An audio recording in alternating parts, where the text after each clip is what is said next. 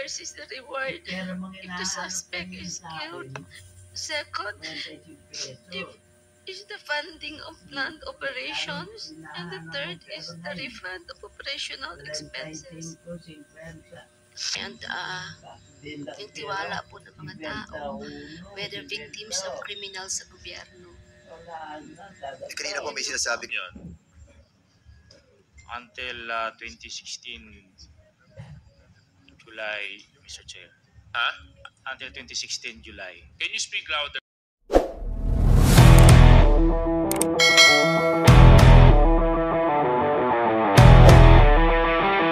On September 12, 2024 and September 27, 2024, I was invited to serve as a resource speaker during the recent legislative inquiry conducted by the Joint Committee on Dangerous Drug, Public Order and Safety, Human Rights and Public Accounts of the Honorable House of Representatives regarding the investigation into the war on drugs of the previous administration.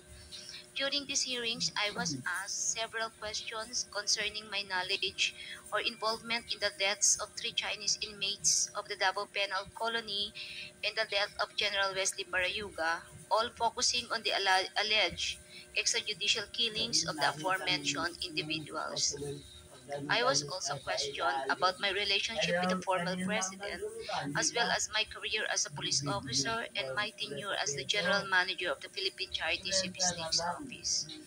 Throughout the hearings, I answered questions from the committee based on my personal knowledge. However, I did so with great apprehension as I recognized that my statements on national television would significantly endanger my life, the safety of my family, and others very close to me. After considerable reflection, I am now executing this affidavit to provide a comprehensive information to the Quadcom regarding everything I personally know about the war on drugs during the former administration.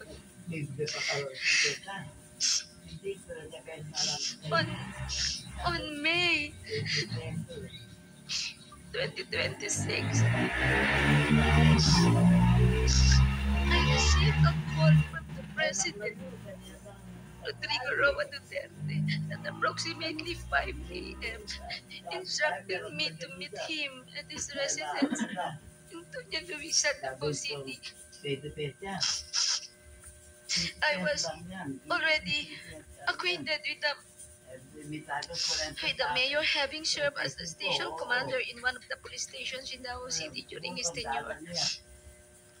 During our meeting, he requested that I will locate a PNP officer or operative who is a member of the Iglesia ni Cristo, indicating that he needed someone capable of implementing the war on drugs on a national level, replicating the Davao model. The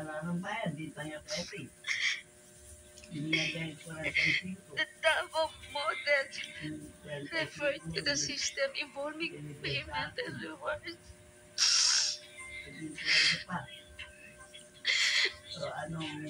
The Davao model involves 3 levels of payment of rewards.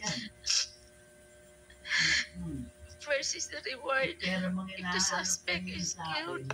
Second, is the funding of planned operations. And the third is the refund of operational expenses. Colonel Garma, can you speak louder? I'm sorry, speak closer to the microphone. Ayun. Italina, 45. Ang kilalas na naman ang nila, 35-50. Initially, I informed the president that I was unaware of any individual with those qualifications, as I had not been assigned outside of Davao City or had served in the national capacity within the PNP. However, I recalled my upperclassman Edilberto Leonardo, who was heading the Criminal Investigation Detection Group and was also a member of the Iglesia ni Cristo. I mentioned his name to the president. On the same day, a certain individual named Muking contacted me to request for the phone number of Leonardo's contact details, which I promptly provided. A week later, I learned from Arthur Narsolis via phone call that Sir Leonardo had been summoned and was instructed to proceed to the Royal Mandaya Hotel in Davao for a meeting.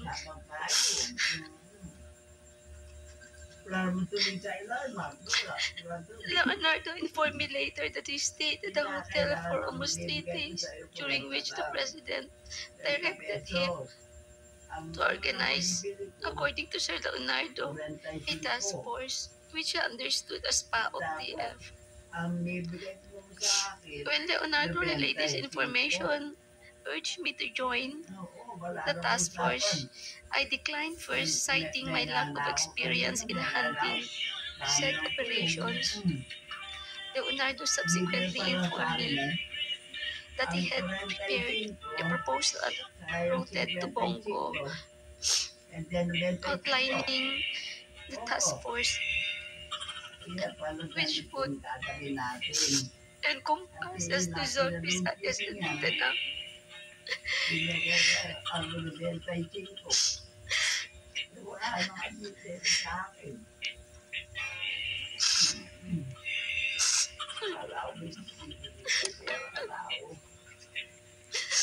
am afraid of my life, Mr. Chair, and the life of my relatives and my friends and classmates.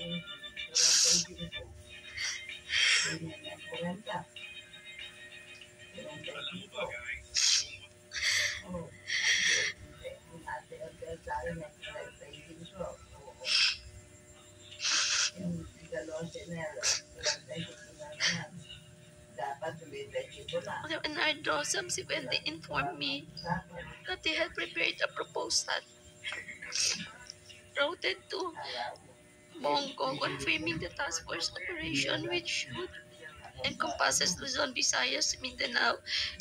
He also inquired if he and his classmates could have a courtesy call with the president through Bongo for a photo opportunity. Considering this, I thought it prudent to invite also my classmates to join the courtesy call. So in the presence of Colonel Bakay Villela Grijaldo Tuzon and 97 and 96 were accommodated in separate rooms at the DPWH office in Panacan, Davao City. The president did not enter our room, and I was unaware if he visited the room of class 96. After the courtesy call, Leonardo informed me that the structure of the mentioned task force would undergo changes. In June of 2016, Leonardo has transferred from Manila to assume the position of the chief of the CIDG Region 11. During the initial 3 months of the assignment, I facilitated all meetings between Leonardo and Bongo at Leonardo's request. Subsequently, they established direct communication.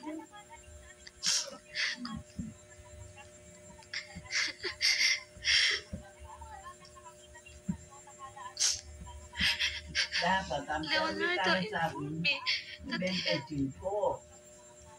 recalled several trusted personnel,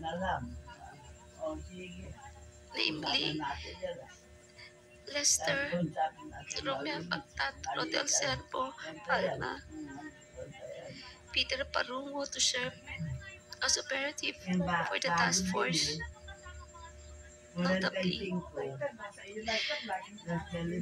Pagtat, Servo, and Palma were, for now, discharged from the police service.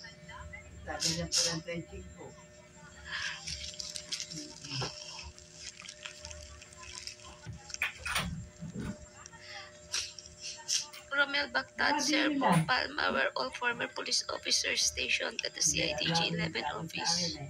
They were discharged from the service on or about a year ago due to an operation that led to the killing of one individual.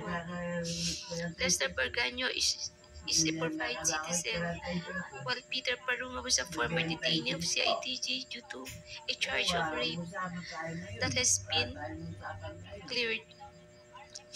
Romel Bactad, Servo, Palma, and Parunga were charged with the task of collecting and verifying information provided by police officers in the field concerning arrests, deaths of individuals named in the list of drug personalities, and creating summary reports. All of these reports would then be encoded and compiled by Lester Berganyo. The compilation is thereafter elevated to Sir Leonardo, who will decide what level the arrest or killing was and its corresponding reward. Rewards were only given for killings, while for arrests only for the funding of the plan, and refund for operational expenses was given. I saw how these individuals operated when I would visit my friend in CIDG 11.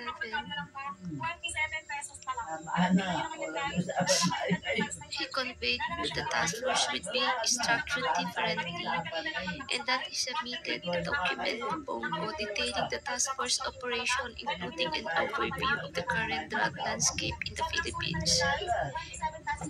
I was informed that the drug structure originated from Bucor, where numerous drug lords are currently incarcerated, and that it has 3 branches: Luzon, Visayas, and Mindanao, with Peter Lim involved in the Visayas region.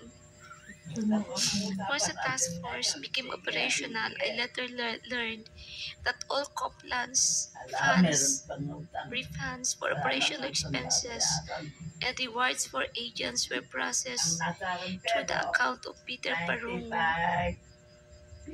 Currently, Lester Berganyo maintained a comprehensive list of the drug personalities of the Philippines. Leonardo conducted briefings for all PIDEA, IG regional directors, and PNP chiefs regarding the drug situation. Additionally, if any individual died during police operations, Leonardo will report the incidents to Bongo for inclusion in the weekly report and request for refunds of operational expenses. Leonardo had final authority to determine who would be included in the list of drug personalities and to classify their threat level, as well as the discretion to remove individuals from the list. Furthermore, in 2016, when I was at the CIDG office following up the appointments of my personnel, I overheard Padilla discussing drug activities at the Davao Penal Colony with Leonardo. Padilla specifically identified certain Bucor officers involved in drug trade, notably mentioning an officer named Pinto, who was subsequently killed along with other Bucor members. These are the critical facts I personally know regarding the drug war of the previous administration. I am prepared to provide additional details and information in a supplemental affidavit or during an executive session at the discretion of the committee. I affirm the truthfulness and accuracy of the above statements, thus ceasing the investigation by the Joint Committee. Your Honors. Mr. Chairman. Go ahead, SDS. Mr. Chairman, alam mo, papasalamat ako kay Ma'am Garma. And no, alam po natin ang nararamdaman mo. Pero kaya ako umakyat, nanonood po ako sa TV, sa baba. Mukhang itong committee na to parang pinilit ka para magsalita. Kaya ka umiyak. baka sabihin ang Quadcom pinilit ka para magsubmit ng affidavit at basahin mo, umiyak ka. So, gusto po namin kasi na pakita mo talaga na kusang loob ang sasabihin mo dito sa Quadcom. Wala pong sapilitan at galing po sa puso nyo ang pagsasalita. So, kaya po ako umakyat na sa baba ko, kausap ko yung mga ibang kasama natin. Ma'am Garma, alam ko naman po yung sitwasyon nyo. May nanonood po sa atin buong Pilipinas, lalo na sa Mindanao. Alam ko po kung ano nararamdaman nyo. Pero pakita nyo naman po, in the interest of fairness of every Filipino, pakita po natin yung fairness dito.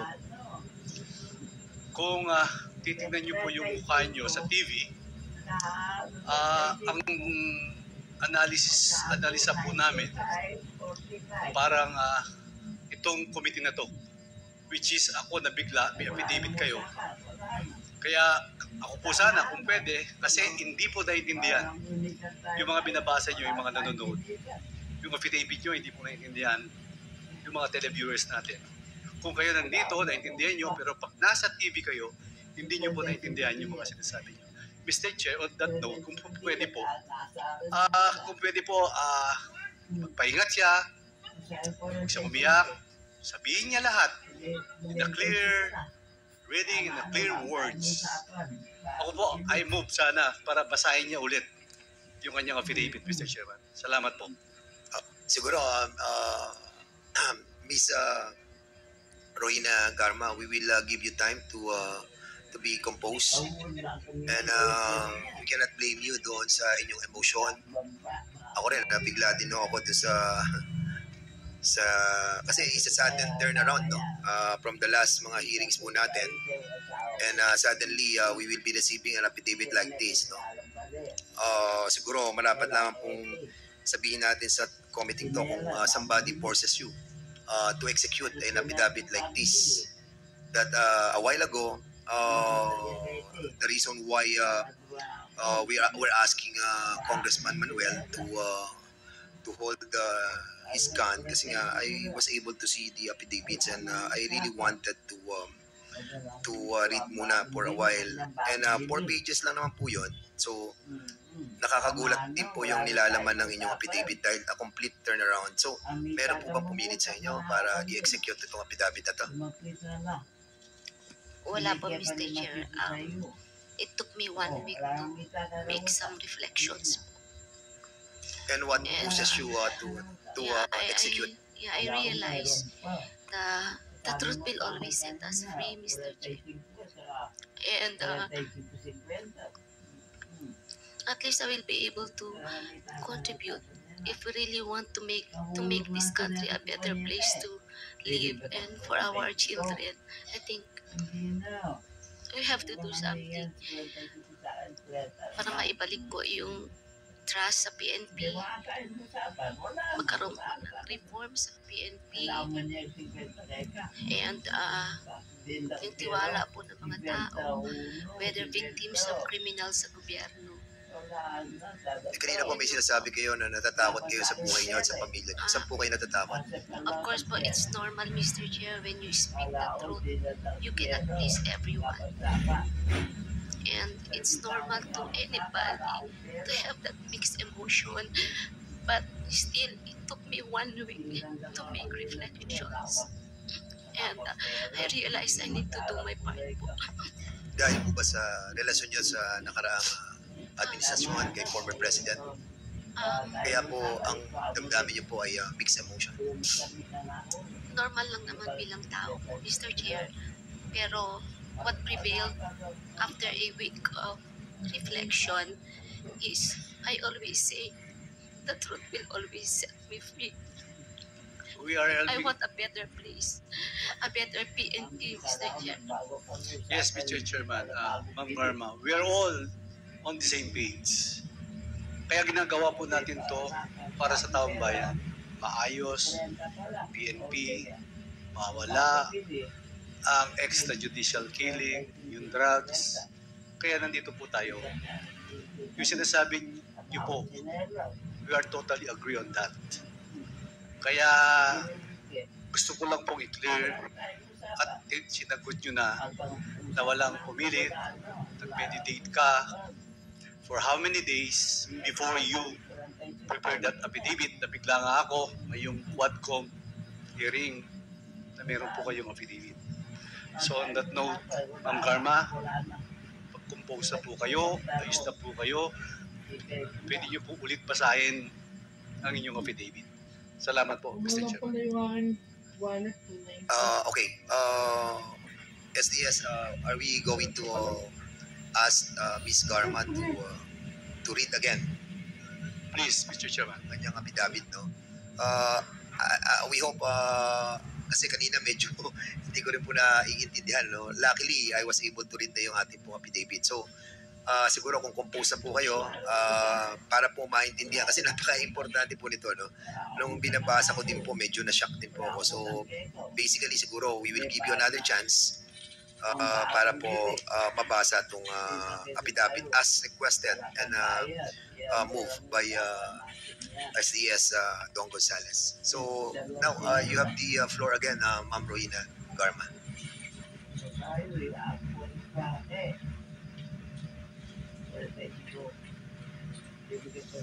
On September 12, 2024, September 27, 2024, I was invited to serve as a resource person during the recent legislative inquiry conducted by the Joint Committee on Ma'am, can you Drugs. put the mic a little bit closer to your mouth, please?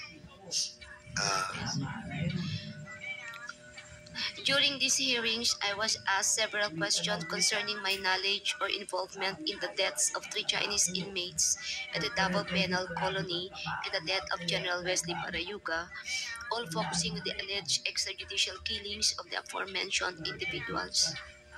I was also questioned about my relationship with the former president, as well as my career as a police officer and my tenure as the GM of the Philippine Charity Sweepstakes Office. Throughout the hearings, I answered questions from the committee based on my personal knowledge. However, I did so with great apprehension as I recognized that my statements on national television could significantly endanger my life, the safety of my family, and others close to me. After considerable reflection, I am now executing this affidavit to provide a comprehensive information to the Quadcom regarding everything I personally know about the war on drugs during the former administration. On May of 2016, I received a call from the then President Rodrigo Duterte at approximately 5 in the morning, instructing me to meet him at his residence in Doña Luisa, Davao City. I was already acquainted with then Mayor Duterte, having served as a station commander in one of the police stations in Davao during his tenure.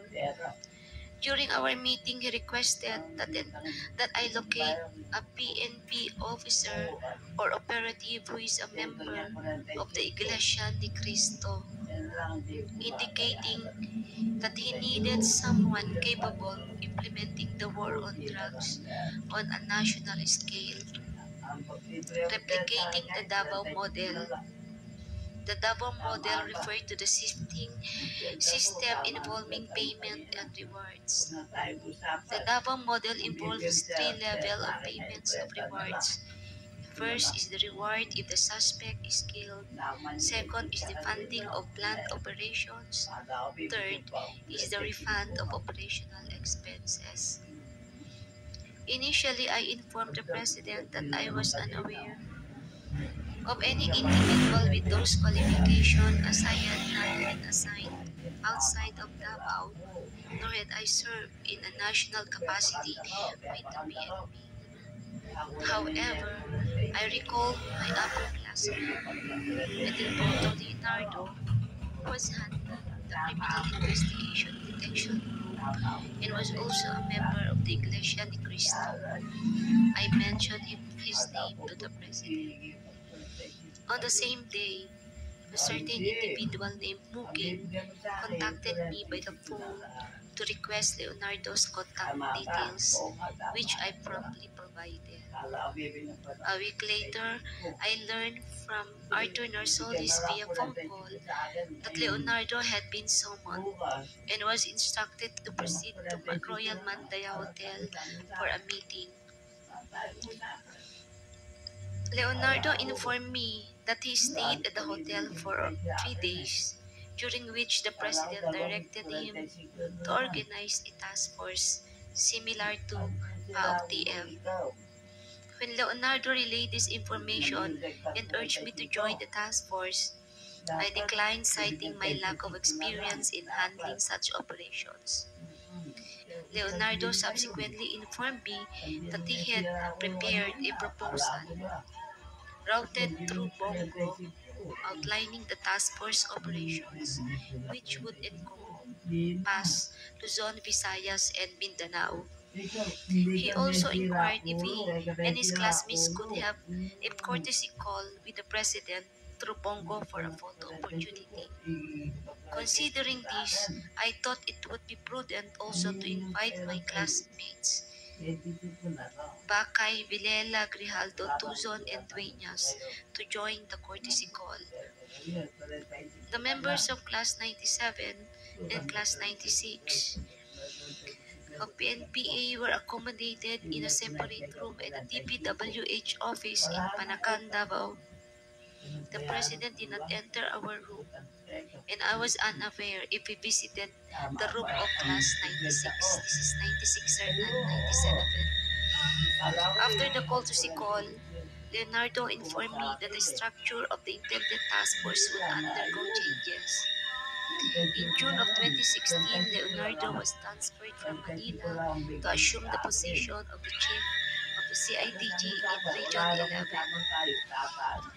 During the initial 3 months of this assignment, I facilitated all meetings between Leonardo and Bongo at Leonardo's request.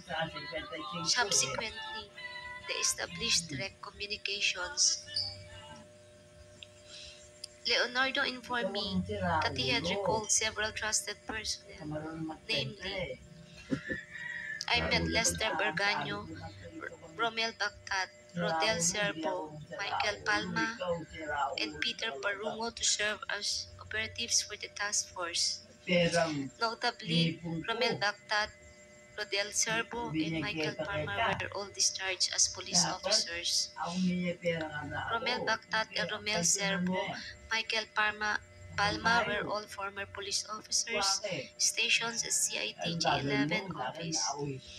They were discharged from service on or about a year ago due to an operation that led to the killing of one individual. Lester Berganyo is a private citizen, while Peter Parungo was a former detainee in CIDG due to a charge of rape that has been cleared.